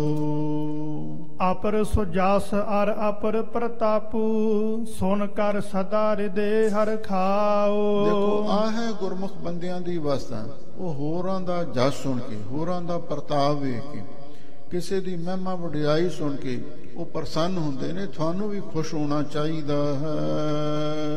ਪਰ ਸੁਖ ਸੰਪਦ ਕਰੋ ਬਿਲੋਕਨ ਨਿਜ ਸੁਖ ਸਮ ਤਿਸ ਕਰ ਚਿਤ ਚਾਓ। ਪਰਾਏ ਤੇ ਸੁਖ ਸੰਪਤੀ ਨੂੰ ਜਦੋਂ ਵੇਖੋ ਤੇ ਉਹਦੇ ਵਿੱਚ ਆਪਣਾ ਸੁਖ ਮੰਨ ਕੇ ਵੀ ਚਲੋ ਸਾਡੇ ਭਰਾ ਨੇ, ਵਾਹਿਗੁਰੂ ਨੇ ਇਹਨਾਂ ਨੂੰ ਵੀ ਕਾਮਯਾਬੀ ਬਖਸ਼ੀ ਹੈ ਤੇ ਉਹਨੂੰ ਆਪਣਾ ਸਮਝ ਕੇ, ਆਪਣਾ ਸੁਖ ਸਮਝ ਕੇ ਚਿੱਤ ਵਿੱਚ ਖੁਸ਼ ਹੋਣਾ ਚਾਹੀਦਾ ਹੈ। ਪਰ ਦੁਖ ਦੇਖ ਦਇਆ ਕਹੋ ਠਨ ਹੋ ਮਨ ਹੋ ਸਭ ਕੋ ਆਪਨ ਸਮਾਨ। ਆ ਹੈ ਗੁਰਮੁਖਾਂ ਦੀ ਦ੍ਰਿਸ਼ਟੀ, ਉਹ ਪਰਾਏ ਦੁੱਖ ਨੂੰ ਦੇਖ ਕੇ ਦਇਆ ਕਰਦੇ ਨੇ। ਦਇਆ ਕਰਨੰ ਦੁਖ ਹਰਨੰ ਉਚਰਨੰ ਨਾਮ ਕੀਰਤਨ ਤੇ ਸਾਰਿਆਂ ਨੂੰ ਆਪਣੇ ਸਮਾਨ ਹੀ ਸਮਝਦੇ ਨੇ। ਕਿਉਂਕਿ ਜਿਹੜੇ ਆਮ ਮਨਮੁਖ ਬੰਦੇ ਨੇ ਵੀ ਉਹ ਕਹਿੰਦੇ ਨੇ ਅਸੀਂ ਸਭ ਤੋਂ ਵੱਡੇ ਆ, ਦੂਜੇ ਤੇ ਸਾਰੇ ਐਵੇਂ ਹੀ ਬਸ ਕੀੜੇ ਮਕੌੜੀ ਹੈ। ਪਰ ਇਹ ਗੁਰਮੁਖਾਂ ਦਾ ਸੁਭਾਅ ਨਹੀਂ ਹੁੰਦਾ। ਗੁਰਮੁਖ ਜਿਹੜੇ ਨੇ ਸਾਰਿਆਂ ਨੂੰ ਆਪਣੇ ਵਰਗਾ ਹੀ ਸਮਝਦੇ ਹਨ। ਏਮ ਗੁਰਮੁਖ ਸੰਤਨ ਕੋ ਮਾਰਗ ਸੇ ਪਰਲੋਕ ਲਹਿ ਸਨਮਾਨ। ਇਹ ਜਿਹੜੇ ਗੁਰਮੁਖ ਸੰਤ ਨਾਮ ਜਪਣ ਵਾਲੇ ਮਹਾਂਪੁਰਖ ਹੁੰਦੇ ਨੇ, ਉਹਨਾਂ ਦਾ ਇਹ ਰਸਤਾ ਹੈ ਜਿਹੜੇ ਪਰਾਏ ਨੂੰ ਦੁਖੀ ਦੇਖ ਕੇ ਦਇਆ ਕਰਦੇ ਨੇ ਤੇ ਫਿਰ ਦੂਜਿਆਂ ਨੂੰ ਆਪਣੇ ਵਰਗਾ ਸਮਝਦੇ ਨੇ, ਹਰ ਇੱਕ ਦਾ ਭਲਾ ਸੋਚਦੇ ਨੇ ਤੇ ਫਿਰ ਉਹ ਪ੍ਰਲੋਕ ਦੇ ਵਿੱਚ ਵੀ ਸਨਮਾਨ ਹਾਸਲ ਕਰਦੇ ਹਨ। ਬੇਮੁਖ ਸਾਖਤ ਕੇ ਮਨ ਅਵਗੁਣ, ਸੋ ਤਿਆਗੋ ਨਹਿ ਕਬਹੂ ਠਾਨ। ਮਹਾਦੇਵ ਕਹਿੰਦਾ ਜਿਹੜੇ ਬੇਮੁਖ ਤੇ ਸਾਖਤਾਂ ਵਾਲੇ ਔਗਣ ਤੂੰ ਮਨ ਵਿੱਚ ਧਾਰੀ ਬੈਠਾ ਹੈ ਨਾ, ਉਹ ਛੱਡ ਦੇ, ਉਹ ਨਾ ਕਦੇ ਕਰ। ਐਵੇਂ ਬਿਨਾਂ ਮਤਲਬ ਤੋਂ ਈਰਖਾ ਕਰਦਾ ਹੈ ਤੇ ਫਿਰ ਝਗੜਾ ਕਰਦਾ ਹੈ ਤੇ ਫਿਰ ਨਾਲ ਘਾਤਕ ਵਾਰ ਵੀ ਕਰਦਾ ਹੈ, ਇਹ ਤੇਰੇ ਵਾਸਤੇ ਗੱਲਾਂ ਚੰਗੀਆਂ ਨਹੀਂ ਹਨ।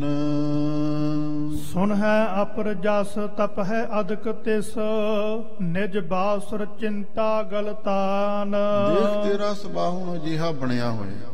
ਸੁਣੈ ਅਪਰ ਜਸ, ਜਦੋਂ ਹੋਰਾਂ ਦਾ ਜਸ ਸੁਣਦਾ, ਆਪ ਗੁਰੂ ਅਰਜਨ ਦੇਵ ਮਹਾਰਾਜ ਦੀ ਵਡਿਆਈ ਜਸ ਸੁਣਦਾ, ਤੇਰਾ ਹਿਰਦਾ ਬਹੁਤਾ ਤਪਣ ਲੱਗ ਜਾਂਦਾ, ਦਿਨ ਰਾਤ ਚਿੰਤਾ ਦੇ ਵਿੱਚ ਹੀ ਗਰਕ ਹੋਇਆ ਰਹਿੰਦਾ। ਇਹ ਸੁਭਾਅ ਤੇਰਾ ਅੱਛਾ ਨਹੀਂ ਹੈ। ਅਪਰਨ ਕੈ ਸੰਪਦ ਸੁਖ ਦੇਖਾ ਹੈ, ਨਾਹਕ ਦੁਖ ਤਿਨ ਕੇ ਉਪਜਾਏ। ਹੋਰਾਂ ਦੀ ਸੁਖ ਸੰਪત્ਤੀ ਨੂੰ ਦੇਖ ਕੇ ਤੇ ਬਿਨਾਂ ਮਤਲਬ ਤੋਂ ਆਪਣੇ ਅੰਦਰ ਦੁੱਖ ਪੈਦਾ ਕਰਨਾ, ਐਵੇਂ ਜੈਲਸ ਕਰੀ ਜਾਣੀ, ਐਵੇਂ ਸੜੀ ਜਾਣਾ, ਐਵੇਂ ਕਿਸੇ ਦੇ ਸੁੱਖ ਨੂੰ ਦੇਖ ਕੇ, ਕਿਸੇ ਦੀ ਚੜ੍ਹਦੀ ਕਲਾ ਨੂੰ ਦੇਖ ਕੇ ਝੁਰੀ ਜਾਣਾ ਚੰਗਾ ਨਹੀਂ ਹੁੰਦਾ। ਜੇ ਉਜਰਹਿ ਬਿਗਰਹਿ ਕਿਸ ਕਾਰਜ, ਨਿਜ ਹਿਤ ਤੇ ਚੌਗੁਣ ਹਰ ਖਾਏ। ਇਹ ਹੈ ਮਨਮੁਖਾਂ ਦੀ ਅਵਸਥਾ। ਜੇ ਕੋਈ ਉਜੜਦਾ ਹੋਵੇ, ਕਿਸੇ ਦਾ ਕੰਮ ਵਿਗੜਦਾ ਹੋਵੇ, ਉਹਦੇ ਵਿੱਚ ਆਪਣਾ ਭਲਾ ਸਮਝਣਾ। ਇਨਸਾਨ ਆਪਣੇ ਦੁੱਖ ਦੇ ਨਾਲ ਦੁਖੀ ਨਹੀਂ, ਜਿੰਨਾ ਕਿਸੇ ਦੇ ਸੁੱਖ ਨੂੰ ਦੇਖ ਕੇ ਦੁਖੀ ਹੋਇਆ ਹੋਇਆ। ਇਹ ਮਨੁੱਖ ਦਾ ਸੁਭਾਅ ਬਣਿਆ ਹੋਇਆ। ਕਿਸੇ ਦੇ ਸੁੱਖ ਨੂੰ ਦੇਖ ਕੇ ਬਰਦਾਸ਼ਤ ਸਾਡੇ ਲਈ ਕਰਨਾ ਬਹੁਤ ਔਖਾ ਹੈ, ਮਨਮੁਖਾਂ ਦਾ ਸੁਭਾਅ ਹੈ। ਮਨਮੁਖ ਜੇ ਕੋਈ ਉਜੜਦਾ ਹੋਵੇ, ਕੋਈ ਕੰਮ ਵਿਗੜਦਾ ਹੋਵੇ ਤੇ ਉਹਨੂੰ ਉਹਦੇ ਵਿੱਚ ਆਪਣਾ ਭਲਾ ਵੇਖ ਕੇ ਚੌਗੁਣੇ ਖੁਸ਼ ਹੁੰਦੇ ਨੇ ਵੀ ਹਾਂ, ਜਦੋਂ ਕਿਸੇ ਦਾ ਕੋਈ ਨੁਕਸਾਨ ਹੋ ਜਾਵੇ, ਕੋਈ ਐਕਸੀਡੈਂਟ ਹੋ ਜਾਵੇ, ਕੋਈ ਹੋਰ ਕੋਈ ਇਹੋ ਜਿਹਾ ਭਾਣਾ ਵਰਤ ਜਾਵੇ, ਬੜੇ ਖੁਸ਼ ਹੁੰਦੇ ਹਨ। ਛਤਰ ਮਿੱਤਰ ਸਮ ਕੋ ਹੋਏ ਆਛੋ, ਪਿਖਤ ਸੁਣਤ ਹੀ ਜਵਾਰ ਚੜ ਜਾਏ। ਮਨਮੁਖ ਬੰਦਿਆਂ ਦਾ ਸੁਭਾਅ ਇਹ ਹੁੰਦਾ, ਚਾਹੇ ਕੋਈ ਉਹਨਾਂ ਦਾ ਦੁਸ਼ਮਣ ਹੋਵੇ, ਚਾਹੇ ਕੋਈ ਦੋਸਤ ਹੋਵੇ, ਉਹਨਾਂ ਨੂੰ ਇੱਕੋ ਜਿਹਾ ਸਮਝਦੇ ਨੇ ਤੇ ਜਦੋਂ ਉਹਨਾਂ ਦੀ ਵਡਿਆਈ ਜਾਂ ਉਹਨਾਂ ਦਾ ਕੋਈ ਭਲਾ ਕਾਰਜ ਹੁੰਦਾ ਵੇਖਦੇ ਨੇ ਜਾਂ ਸੁਣਦੇ ਨੇ, ਉਹਨਾਂ ਦੀ ਵਡਿਆਈ ਉਹਨਾਂ ਨੂੰ ਤੇ ਬੁਖਾਰ ਚੜ ਜਾਂਦਾ। ਕਿਸੇ ਦੀ ਵਡਿਆਈ, ਕਿਸੇ ਦਾ ਸੁੱਖ ਬਰਦਾਸ਼ਤ ਨਹੀਂ ਹੁੰਦਾ। ਜਤਨ ਕਰ ਹੈ ਯਾਰ ਬਾਕਨ ਬੋਲਾ ਹੈ, ਜਿਸ ਤੇ ਕਿਸ ਕੋ ਬਿਗੜ ਸੋ ਜਾਏ। ਮਨਮੁਖ ਬੰਦੇ ਜਦੋਂ ਕਿਸੇ ਦੀ ਵਡਿਆਈ, ਕਿਸੇ ਦੇ ਸੁੱਖ ਨੂੰ ਸਹਿਣ ਨਹੀਂ ਕਰਦੇ, ਫਿਰ ਉਹ ਯਤਨ ਕਰਦੇ ਨੇ ਤੇ ਨਾਲ ਗੱਲਾਂ ਵੀ, ਬਚਨ ਵੀ ਉਹੋ ਜਿਹੇ ਬੋਲਦੇ ਨੇ ਵੀ ਜਿਵੇਂ ਕਿਸੇ ਦਾ ਕੰਮ ਵਿਗੜ ਜਾਵੇ। ਭਾਵ ਕਿਸੇ ਦੇ ਕੰਮ ਦੇ ਵਿੱਚ ਐਵੇਂ ਭਾਨੀ ਮਾਰ ਦੇਣੀ ਤੇ ਜਾਂ ਕਿਸੇ ਦੇ ਬਣਦੇ ਕੰਮ ਨੂੰ ਰੋਕ ਦੇਣਾ, ਸਟੇ ਲੈ ਆਉਣੀ, ਇਹ ਮਨਮੁਖਾਂ ਦਾ ਸੁਭਾਅ ਹੁੰਦਾ ਹੈ। ਸ਼੍ਰੀ ਅਰਜਨ ਕੋ ਸੁਜਸ ਈਸੁਰਜ, ਆਦ ਆਤਮਜ ਸਭ ਸੁਖ ਹੇਰ। ਦੇਖ ਗੁਰੂ ਅਰਜਨ ਦੇਵ ਮਹਾਰਾਜ ਸਤਿਗੁਰੂ ਨੇ, ਉਹਨਾਂ ਦਾ ਸੋਹਣਾ ਜਸ, ਐਸ਼ਵਰਜ ਪ੍ਰਤਾਪ ਤੇ ਉਹਨਾਂ ਦੇ ਘਰੇ ਚੰਨ ਵਰਗਾ ਸਾਹਿਬਜ਼ਾਦਾ ਵਾਹਿਗੁਰੂ ਨੇ ਬਖਸ਼ਿਆ ਤੇ ਉਹਨਾਂ ਦੇ ਸੁੱਖ ਨੂੰ ਵੇਖ ਕੇ ਤੈਨੂੰ ਖੁਸ਼ ਹੋਣਾ ਚਾਹੀਦਾ ਹੈ। ਜਰਹੁ ਨਾ ਜਵਾਰਸੋਂ ਜਰਹੁ ਹਿਰਦਾਇਬ, ਆਜਾਰ ਜਰਨ ਗੁਣ ਬੜ ਤਿਸ ਕੇਰ। ਜਰਹੁ ਨਾ ਜਵਾਰਸੋਂ, ਤੂੰ ਤਾਪ ਈਰਖਾ ਦੇ ਬੁਖਾਰ ਦੇ ਨਾਲ ਤਪਿਆ ਨਾ ਕਰ, ਤੂੰ ਈਰਖਾ ਹੰਕਾਰ ਦੇ ਤਾਪ ਦੇ ਨਾਲ ਸੜਿਆ ਨਾ ਕਰ ਤੇ ਸਗਾਂ ਆਪਣੇ ਅੰਦਰ ਜਰੋ ਹਿਰਦਾ, ਕਿਸੇ ਦੇ ਪ੍ਰਤਾਪ ਨੂੰ, ਸੁੱਖ ਨੂੰ ਵੇਖ ਕੇ ਜਰਨਾ ਸਿੱਖ, ਕਿਸੇ ਦੇ ਸੁੱਖ ਨੂੰ ਦੇਖ ਕੇ ਤੈਨੂੰ ਖੁਸ਼ ਹੋਣਾ ਚਾਹੀਦਾ। ਤੈਨੂੰ ਤੇ ਬੁਖਾਰ ਚੜ ਜਾਂਦਾ। ਅਜਰ ਜਰਨ ਗੁਣ ਬੜ ਤੇ ਸਕੇਰ, ਤੇ ਗੁਰੂ ਅਰਜਨ ਦੇਵ ਮਹਾਰਾਜ ਦੇ ਵਿੱਚ ਵੱਡਾ ਗੁਣ ਹੈ, ਉਹ ਅਜਰ ਗੁਣਾਂ ਨੂੰ ਜਰ ਕੇ ਰੱਖਦੇ ਨੇ। ਭਾਵ ਸਮੂਹ ਗੁਣਾਂ ਦੇ ਪੁੰਜ ਹੁੰਦਿਆਂ ਹੋਇਆਂ ਵੀ ਉਹ ਨਿਮਰਤਾ ਵਿੱਚ, ਹਲੀਮੀ ਵਿੱਚ ਰਹਿੰਦੇ ਹਨ।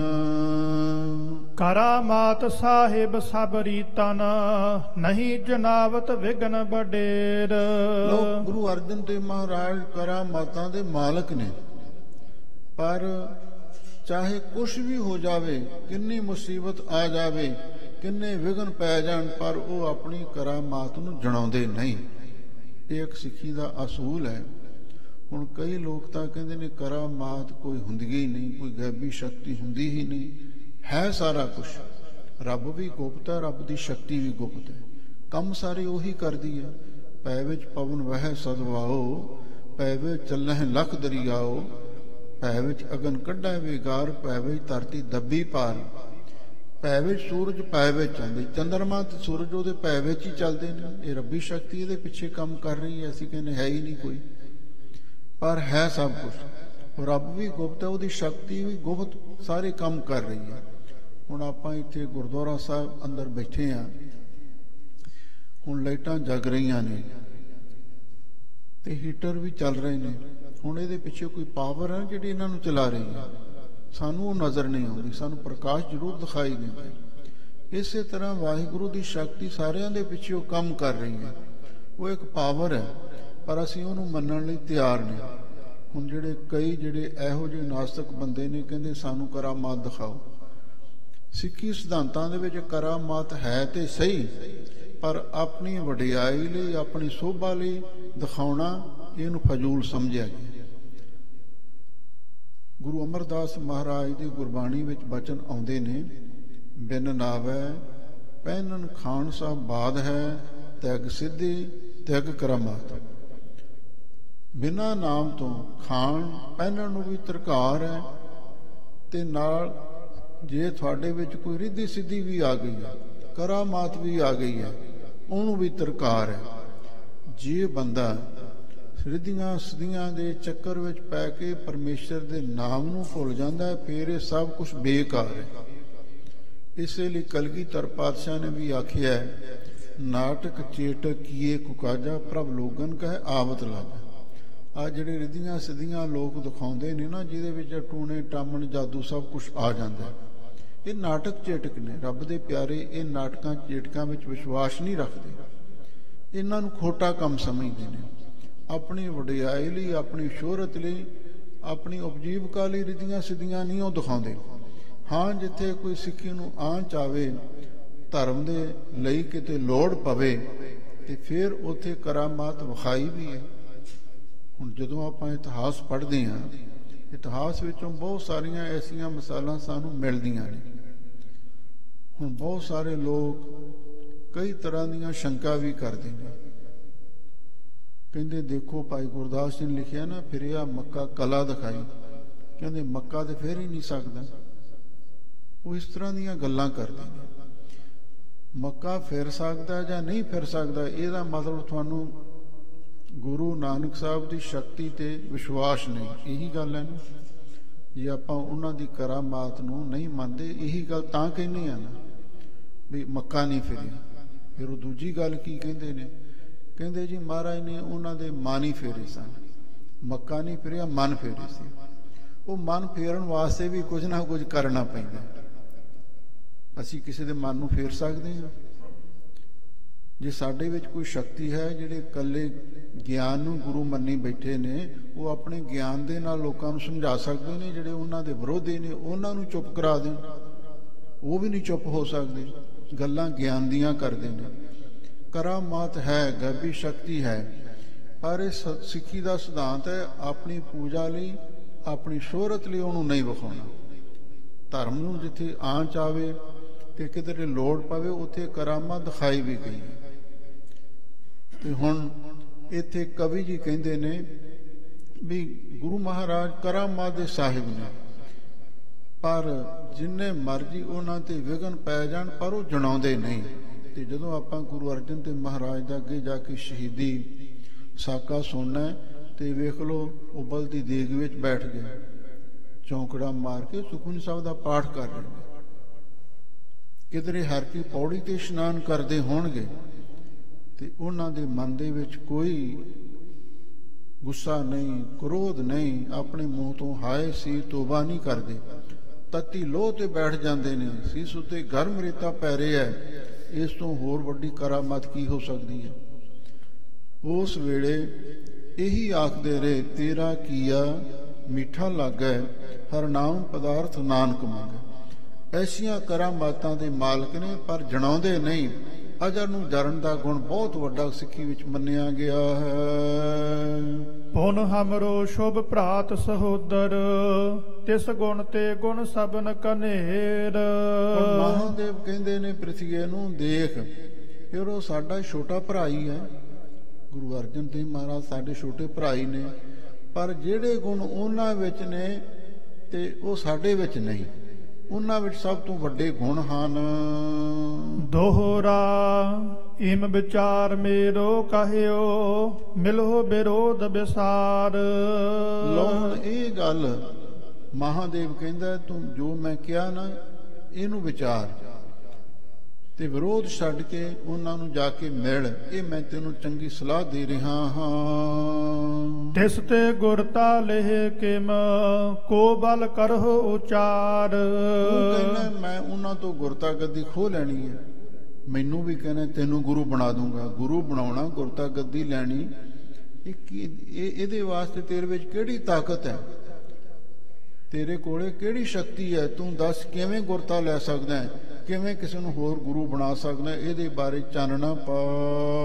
ਸਵਈਆ ਛੰਦ ਸੁਣਤ ਸ਼ਰੋਨ ਮਹਿ ਪ੍ਰਿਥਿਆ ਉਚਰਤ ਬਲ ਵਿਸਾਲ ਸੁਨ ਜਸ ਮੁਝ ਮਾਹੇ। ਲੋਕੋਂ ਪ੍ਰਿਥਿਆ ਸੁਣ ਕੇ ਕਹਿਣ ਲੱਗਾ, ਲੈ ਸੁਣ, ਜਿਹੜੀ ਮੇਰੇ ਵਿੱਚ ਬਹੁਤ ਵੱਡੀ ਤਾਕਤ ਹੈ ਨਾ, ਉਹ ਮੈਂ ਤੈਨੂੰ ਹੁਣ ਦੱਸਣ ਲੱਗਿਆ ਹਾਂ। ਇਸ ਤੇ ਚੱਲ ਦਿੱਲੀਪੁਰ ਪਹੁੰਚਾਂ ਸੁਲਹੀ ਸੰਗ ਮਿਲਾਉ ਕਰ ਚਾਹੇ।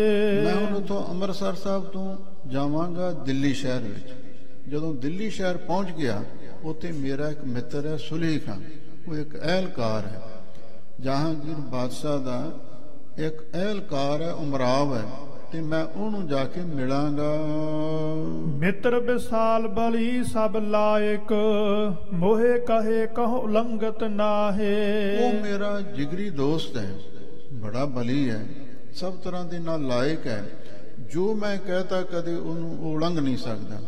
ਇਸ ਲਈ ਮੈਂ ਹੁਣ ਦਿੱਲੀ ਦਰਬਾਰ ਵਿੱਚ ਜਾ ਕੇ ਜਿਹੜੀ ਰਾਜ ਦੀ ਸ਼ਕਤੀ ਹੈ ਉਹਦੇ ਨਾਲ ਗੁਰਤਾ ਗੱਦੀ ਲਵਾਂਗਾ। ਕਰ ਹੈ ਮਨੋਰਥ ਪੂਰਨ ਤਤ ਸ਼ੇਨਾ ਜਹਾਂਗੀਰ ਕੇ ਨਿਕਟ ਸੋ ਜਾਹੇ। ਲੋ ਮੈਂ ਜਦੋਂ ਜਹਾਂਗੀਰ ਬਾਦਸ਼ਾਹ ਦੇ ਕੋਲੇ ਚਲਿਆ ਗਿਆ ਨਾ, ਤੇ ਉੱਥੇ ਜਾ ਕੇ ਬਹੁਤ ਛੇਤੀ ਮੇਰੇ ਮਨ ਦਾ ਮਨੋਰਥ ਪੂਰਨ ਹੋ ਜਾਵੇਗਾ। ਮੋਹੇ ਕਾਜ ਆਪਨੋ ਹੀ ਜਨ ਹੈ ਆਇਓ ਪ੍ਰਥਮੈ ਜਬ ਇਸ ਥਾਨ। ਮਹਾਦੇਵ ਨੂੰ ਕਹਿੰਦਾ, ਜਦੋਂ ਸੁਲਹੀ ਪਹਿਲਾਂ ਵੀ ਆਇਆ ਸੀ ਨਾ ਚੜ ਕੇ, ਤੇ ਉਹ ਇੱਥੇ ਮੇਰੇ ਕੋਲ ਹੀ ਆ ਕੇ ਰਿਹਾ ਸੀ। ਮੇਰੇ ਕੰਮ ਕਰਕੇ ਮੇਰੇ ਵਾਸਤੇ ਚੜ ਕੇ ਆਇਆ ਸੀ। ਤੈਨੂੰ ਪਤਾ ਹੈ ਨਾ, ਸੁਲਹੀ ਦਾ ਪਹਿਲਾ ਹਮਲਾ ਹੋਇਆ ਸੀ ਤੇ ਉਹ ਇੱਥੇ ਮੇਰੇ ਕੋਲੇ ਆ ਕੇ ਰਿਹਾ ਹੈ। ਇੱਕ ਮੇਰੇ ਹੀ ਕਾਰਨ ਕਰਕੇ ਸਰਬ ਬਿਰਤਾਂਤ ਲੀਨ ਤੁਮ ਜਾਨ। ਉਹ ਆਪ ਹੀ ਸਪਸ਼ਟ ਕਹਿ ਰਿਹਾ ਹੈ ਵੀ ਸੁਲਹੀ ਨੂੰ ਮੈਂ ਬੁਲਾਇਆ ਸੀ ਗੁਰੂ ਅਰਜਨ ਦੇਵ ਮਹਾਰਾਜ ਨੂੰ ਫੜਾਉਣ ਵਾਸਤੇ ਤੇ ਉਹਨਾਂ ਨੂੰ ਗ੍ਰਿਫਤਾਰ ਕਰਨ ਦੇ ਲਈ, ਤੇ ਇਸ ਲਈ ਮੈਂ ਸੁਲਹੀ ਨੂੰ ਖੁਦ ਬੁਲਾਇਆ ਸੀ। ਤੇ ਪਰ ਵੀ ਉਹ ਜਦੋਂ ਇੱਥੇ ਆਇਆ ਤੇ ਫਿਰ ਤੈਨੂੰ ਪਤਾ ਵੀ ਜੋ ਕੁਛ ਹੋਇਆ ਸਾਰਾ ਬਰਤਾਂਤ ਤੈਨੂੰ ਪਤਾ ਹੀ ਹੈ। ਪੁਰ ਤੇ ਨਿਕਸਿਓ ਬਸਿਓ ਬਡਾਲੀ ਤਬ ਮੈਂ ਕਹਿਓ ਗਇਓ ਨਿਜ ਥਾਨ। ਤੇ ਉਸ ਵੇਲੇ ਗੁਰੂ ਅਰਜਨ ਦੇਵ ਮਹਾਰਾਜ ਦੇ ਬਾਰੇ ਕਹਿੰਦਾ ਵੀ ਫਿਰ ਤੁਹਾਨੂੰ ਪਤਾ ਹੈ ਨਾ, ਫਿਰ ਉਹ ਅੰਮ੍ਰਿਤਸਰ ਸਾਹਿਬ ਛੱਡ ਕੇ ਬਡਾਲੀ ਪਿੰਡ ਚਲੇ ਗਿਆ ਸੀ।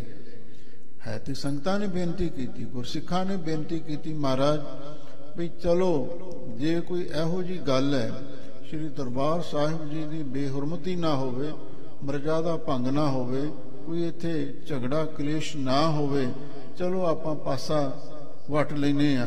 ਤੇ ਬਡਾਲੀ ਦੀ ਸੰਗਤ ਨੇ ਬੇਨਤੀ ਕਰਤੀ, ਸਤਿਗੁਰੂ ਉੱਥੇ ਚਲੇ ਗਏ। ਇਹ ਕਹਿੰਦਾ ਮੇਥੋਂ ਡਰਦੇ ਮਾਰੇ, ਸੁਲਹੀ ਖਾਂ ਤੋਂ ਡਰਦੇ ਮਾਰੇ ਅੰਮ੍ਰਿਤਸਰ ਸਾਹਿਬ ਛੱਡ ਕੇ ਬਡਾਲੀ ਚਲੇ ਗਏ। ਤੇ ਉਸ ਵੇਲੇ ਫਿਰ ਮੈਂ ਹੀ ਆਖਿਆ ਸੀ ਵੀ ਹੁਣ ਤੈਨੂੰ ਕੁਛ ਵੀ ਕਰਨ ਦੀ ਲੋੜ ਨਹੀਂ, ਤੇ ਮੈਂ ਉਹਨੂੰ ਵਾਪਸ ਭੇਜ ਦਿੱਤਾ। ਨਹਿ ਕੁਛ ਭਾਖਿਓ ਮੈਂ ਤਬ ਰਾਖਿਓ ਅਬ ਕਾਖਿਓ ਬੈਰੀ ਮੁਝ ਠਾਨ। ਉਸ ਵੇਲੇ ਮੈਂ ਹੀ ਉਹਨੂੰ ਵਾਪਸ ਮੋੜਿਆ ਸੀ। ਪ੍ਰਿਥਿਆ ਕਹਿੰਦਾ ਤੇ ਰੱਖਿਆ ਵੀ ਮੈਂ ਹੀ ਸੀ ਉਹਨੂੰ ਆਪਦੇ ਕੋਲੇ। ਅਬ ਕਾਂਖਿਓ, ਹੁਣ ਮੈਂ ਚਾਹ ਰਿਹਾ ਹਾਂ ਵੀ ਹੁਣ ਜਿਹੜਾ ਮੇਰਾ ਵੈਰੀ ਫੇਰ ਮੇਰੇ ਤੇ ਹਾਵੀ ਹੋ ਗਿਆ, ਤੇ ਮੈਂ ਆਪਣੇ ਵੈਰੀ ਤੋਂ ਬਦਲਾ ਲੈਣ ਵਾਸਤੇ ਤੇ ਹੁਣ ਮੈਂ ਉਹਨੂੰ ਫੇਰ ਜਾ ਕੇ ਸਿਫਾਰਿਸ਼ ਕਰਾਂਗਾ। ਜਹਾਂਗੀਰ ਸੋ ਕਹਿ ਇੱਕ ਬਾਰੀ ਫਕਰ ਮੰਗਾਵਹਿ ਗੋ ਤਤਕਾਲ। ਉਸ ਸੁਲਹੀ ਨੇ ਜਹਾਂਗੀਰ ਬਾਦਸ਼ਾਹ ਨੂੰ ਜਾ ਕੇ ਕਹਿਣਾ। ਤੇ ਜਦੋਂ ਜਹਾਂਗੀਰ ਬਾਦਸ਼ਾਹ ਕੋਲ ਮੇਰਾ ਕੇਸ ਚਲਿਆ ਗਿਆ ਤੇ ਉਹਨੇ ਉਥੋਂ ਫੋਰਸ ਭੇਜਣੀ ਹੈ, ਚਾਹੇ ਪੁਲਿਸ ਭੇਜੇ ਤੇ ਚਾਹੇ ਉਹ ਆਪਣੀ ਆਰਮੀ ਭੇਜੇ, ਤੇ ਗੁਰੂ ਅਰਜਨ ਦੇਵ ਮਹਾਰਾਜ ਨੂੰ ਬਹੁਤ ਛੇਤੀ ਪਕੜ ਕੇ ਉੱਥੇ ਮੰਗਵਾਵਾਂਗਾ। ਆਪਣੀ ਕਰੋ ਕਾਮਨਾ ਪੂਰਨ, ਬਹੁਰ ਬਸੋਂ ਮੈਂ ਸਦਨ ਸੰਭਾਲ। ਤੇ ਫਿਰ ਮੇਰੇ ਮਨ ਦੀ ਇੱਛਾ ਪੂਰੀ ਹੋ ਜਾਵੇਗੀ ਤੇ ਫਿਰ ਮੈਂ ਆਪਣੇ ਘਰ-ਬਾਰ ਨੂੰ ਸੰਭਾਲ ਕੇ ਇੱਥੇ ਰਵਾਂਗਾ। ਪਰ ਜਿੰਨਾ ਚਿਰ ਤੱਕ ਹੁਣ ਮੈਂ ਗੁਰੂ ਅਰਜਨ ਦੇਵ ਮਹਾਰਾਜ ਨੂੰ ਵੀ ਮੈਂ ਬੰਦੀ ਖਾਨੇ ਵਿੱਚ ਭੇਜ ਨਹੀਂ ਦਿੰਦਾ ਤੇ ਜਾਂ ਉਹਨਾਂ ਦੇ ਹੱਥ ਕੜੀਆਂ ਨਹੀਂ ਲਵਾ ਦਿੰਦਾ, ਉਹਨਾਂ ਚਿਰ ਮੈਂ ਇੱਥੇ ਘਰੇ ਨਹੀਂ ਰਹਿ ਸਕਦਾ। ਯਾਹੀ ਤੇ ਤੁਝ ਕੋ ਅਬ ਭਾਖਾਂ, ਚਲੋ ਸੰਗ ਲਿਓ ਸੋ ਪਦ ਵਿਸਾਲ। ਇਸੇ ਲਈ ਮਹਾਦੇਵ ਮੈਂ ਤੈਨੂੰ ਇਹ ਗੱਲ ਬਾਰ-ਬਾਰ ਕਹਿੰਦਾ, ਤੂੰ ਮੇਰੇ ਨਾਲ ਚੱਲ। ਤੇ ਇਹ ਜਿਹੜੇ ਗੁਰਤਾ ਦੀ ਪਦਵੀ ਹੈ ਨਾ, ਇਹ ਬਹੁਤ ਉੱਚਾ ਮੁਰਾਤਬ ਹੈ, ਇਹ ਤੈਨੂੰ ਮਿਲ ਸਕਦਾ। ਕਰੋ ਸਫਤ ਜੇ ਨਹਿ ਵਿਸਾਸ ਹੋਏ, ਕਰ ਤਿਆਰੀ ਮਾਰਗ ਪਦ ਡਾਲ। ਮੈਂ ਸਹੁੰ ਖਾ ਲੈਣਾ, ਕਸਮ ਖਾ ਲੈਣਾ, ਜੇ ਤੈਨੂੰ ਵਿਸ਼ਵਾਸ ਨਹੀਂ ਨਾ ਹੈ ਮੈਂ ਸਹੁੰ ਖਾ ਲੈਣਾ। ਤੇ ਤੂੰ ਹੁਣ ਤਿਆਰ ਹੋ, ਮੇਰੇ ਨਾਲ ਹੀ ਰਸਤੇ ਵਿੱਚ ਕਦਮ ਰੱਖ, ਆਪਾਂ ਦੋਵੇਂ ਭਰਾ ਇਕੱਠੇ ਦਿੱਲੀ ਜਾਵਾਂਗੇ। ਤੁਝ ਘਰ ਲక్ష్ਮੀ ਬਿਨਾ ਜਤਨ ਤੇ, ਆਵਤ ਹੈ ਨਹਿ ਦੇਹੋ ਕੇ ਵਾਰ। ਕਿਵੇਂ ਪਰਮਾਰਿਆ ਮਹਾਦੇਵ ਨੂੰ, ਕਹਿੰਦਾ ਦੇਖ ਤੇਰੇ ਘਰੇ ਲక్ష్ਮੀ ਆ ਰਹੀ ਹੈ, ਮਾਇਆ ਆ ਰਹੀ ਹੈ, ਧਨ ਦੌਲਤ ਆ ਰਹੀ ਹੈ, ਬਿਨਾਂ ਯਤਨ ਤੋਂ ਤੂੰ ਕਿਉਂ ਦਰਵਾਜ਼ੇ ਬੰਦ ਕਰ ਰਿਹਾ?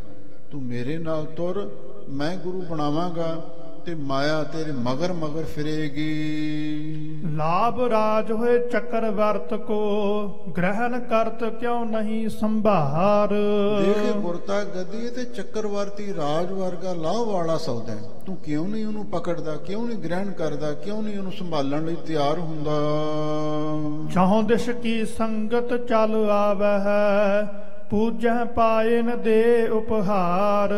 ਜਦੋਂ ਤੈਨੂੰ ਗੁਰੂ ਬਣਾ ਦਿੱਤਾ ਨਾ, ਮੈਂ ਫਿਰ ਚਾਰੇ ਪਾਸਿਆਂ ਤੋਂ ਸੰਗਤ ਚੱਲ ਕੇ ਆਵੇਗੀ ਤੇ ਤੇਰੇ ਚਰਨਾਂ ਨੂੰ ਪੂਜਿਆ ਕਰੇਗੀ ਤੇ ਨਾਲ ਉਪਹਾਰ ਤੇ ਬਹੁਤ ਸਾਰੀਆਂ ਭੇਟਾਂ ਵੀ, ਨਜ਼ਰਾਨੇ ਵੀ ਭੇਟ ਕਰੇਗੀ। ਆਪਣੇ ਮਨ ਮਹਿ ਸਮਝਤ ਕਿਉਂ ਨਹਿ, ਚੱਲਨ ਸੰਗ ਮੁਝ ਹੋਵੋ ਤਿਆਰ। ਕਿਉਂ ਆਪਣੇ ਮਨ ਵਿੱਚ ਸਮਝ ਨਹੀਂ ਰਿਹਾ? ਜੇ ਤੂੰ ਮਾੜੀ ਮੋਟੀ ਅਕਲ ਰੱਖਦਾ ਜਾਂ ਮੇਰੇ ਨਾਲ ਹਮਦਰਦੀ ਰੱਖਦਾ, ਚੱਲ ਹੋ ਤਿਆਰ, ਮੇਰੇ ਨਾਲ ਆਪਾਂ ਇਕੱਠੇ ਦਿੱਲੀ ਚੱਲਦੇ ਹਾਂ। ਮਹਾਦੇਵ ਕਹਿ ਗੁਰਤਾ ਜਗ ਕੀ, ਮੈਂ ਲੈ ਵਾਉ ਕਹਿ ਤੁਮ ਲਿਓ ਪਾਏ। ਅੱਗੋਂ ਮਹਾਦੇਵ ਫੇਰ ਕਹਿੰਦਾ ਵੀ ਜਿਹੜੀ ਇਹ ਗੁਰਤਾ ਗੱਦੀ ਆ ਨਾ ਸੰਸਾਰ ਦੀ, ਵੀ ਇਹ ਭਾਵੇਂ ਮੈਂ ਲੈ ਲਵਾਂ ਤੇ ਚਾਹੇ ਤੂੰ ਲੈ ਲਵੇਂ। ਤੂੰ ਕਹਿਣਾ ਮੈਂ ਤੈਨੂੰ ਗੁਰੂ ਬਣਾਵਾਂਗਾ, ਤੂੰ ਗੁਰੂ ਘਰੂ ਤਾਂ ਕੀ ਬਣਾਉਣਾ ਤੇ ਜਾਣ ਕੇ ਤੂੰ ਮੈਨੂੰ ਵਰਗ ਲਾਉਣਾ। ਤੇ ਜੇ ਤੂੰ ਗੁਰੂ ਬਣ ਗਿਆ ਜਾਂ ਮੈਂ ਗੁਰੂ ਬਣ ਗਿਆ, ਚੱਲ ਤੇਰੀ ਗੱਲ ਮੈਂ ਮੰਨ ਲਈ, ਤੇ ਫੇਰ ਕੀ ਹੋਵੇਗਾ? ਸਿੱਖਿਆਨ ਕੇ ਮਨ ਕੀ ਗਤ ਬੂਝਨ, ਕੌਣ ਕਰਹਿ ਕੋ ਦੇਹੋ ਬਤਾਏ। ਮਹਾਦੇਵ ਨੇ ਅੰਦਰੂਨੀ ਗੁੱਝੀ ਇਹਨੂੰ ਰਮਜ ਮਾਰੀ, ਕਹਿਣ ਲੱਗਾ ਠੀਕ ਹੈ, ਤੂੰ ਮੈਨੂੰ ਕਹਿੰਦਾ ਤੈਨੂੰ ਗੁਰੂ ਬਣਾ ਦੂੰਗਾ, ਚੱਲ ਮੈਂ ਗੁਰੂ ਬਣ ਗਿਆ, ਤੂੰ ਵੀ ਬਣ ਗਿਆ, ਅਸੀਂ ਤਾਂ ਦੋਵੇਂ ਅਗਿਆਨੀ ਹਾਂ, ਸਾਡੇ ਵਿੱਚ ਕੋਈ ਅੰਤਰਜਾਮਤਾ ਨਹੀਂ, ਕੋਈ ਸਰਬਗਤਾ ਨਹੀਂ, ਕੋਈ ਸ਼ਕਤੀ ਨਹੀਂ, ਕੋਈ ਰੂਹਾਨੀਅਤ ਨਹੀਂ, ਕੋਈ ਅਧਿਆਤਮਕਵਾਦ ਨਹੀਂ, ਕੋਈ ਪਰਮਾਰਥ ਦਾ ਸਾਨੂੰ ਬੋਧ ਨਹੀਂ, ਤੇ ਆਪਾਂ ਗੁਰੂ ਕਿਵੇਂ ਬਣ ਸਕਦੇ ਹਾਂ? ਬਹੁਤ ਵੱਡੀ ਗੱਲ ਮਹਾਦੇਵ ਜੀ ਨੇ ਆਖੀ। ਕਹਿਣ ਲੱਗੇ ਵੀ ਜਿਹੜੇ ਸਿੱਖਾਂ ਦੇ ਦਿਲ ਦੀ ਗੱਲ ਨੂੰ ਬੁੱਝਣਾ ਤੇ ਉਹ ਕਿਵੇਂ ਹੋਵੇਗਾ? ਆਪਾਂ ਕਿਸੇ ਦੇ ਅੰਦਰ ਦੀ ਗੱਲ ਨੂੰ ਕਿਵੇਂ ਬੁੱਝ ਲਵਾਂਗੇ? ਇਹ ਤੇ ਸਮਰੱਥ ਤੇ ਸਰਬੱਤ ਗੁਰੂ ਦੇ ਵਿੱਚ ਇਹ ਸਾਰੀਆਂ ਗੱਲਾਂ ਹੁੰਦੀਆਂ ਹਨ।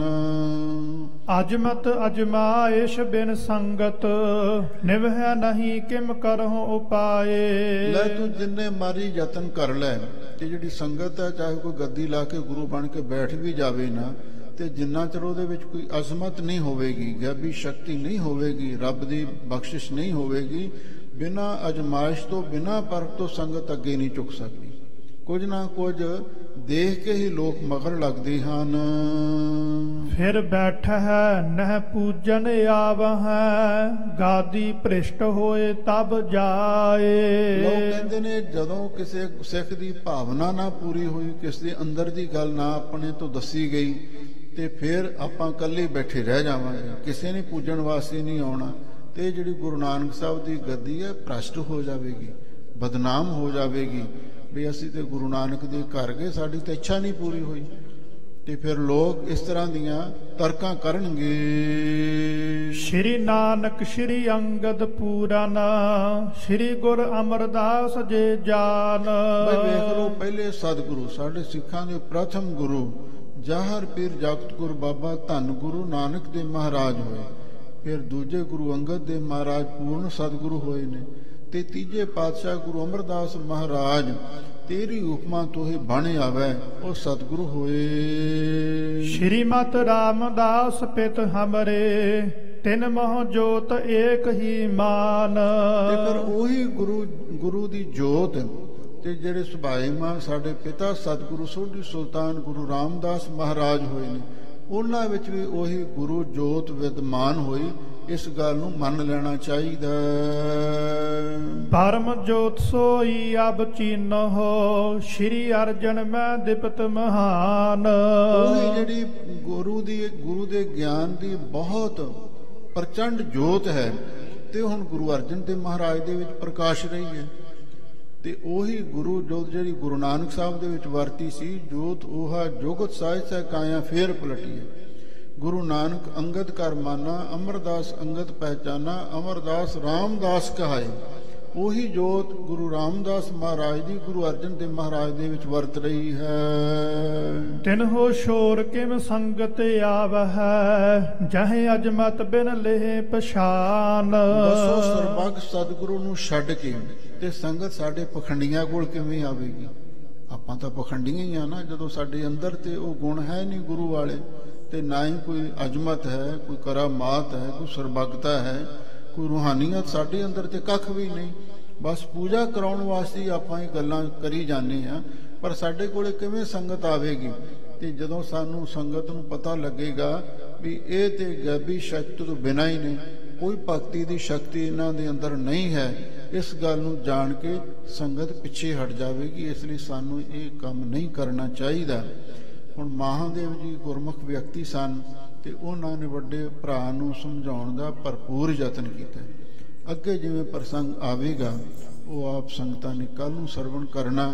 ਸਾਰੀ ਸੰਗਤ ਦਾ ਬਹੁਤ ਬਹੁਤ ਧੰਨਵਾਦ। ਹੋਈਆਂ ਭੁੱਲਾਂ ਚੁੱਕਾਂ ਲਈ ਖਿਮਾ ਕਰਨਾ। ਪਰਮ ਜੋਤ ਸੋਈ ਅਬ ਚੀਨਹੁ, ਸ਼੍ਰੀ ਅਰਜਨ ਮੈਂ ਦਿਪਤ ਮਹਾਨ।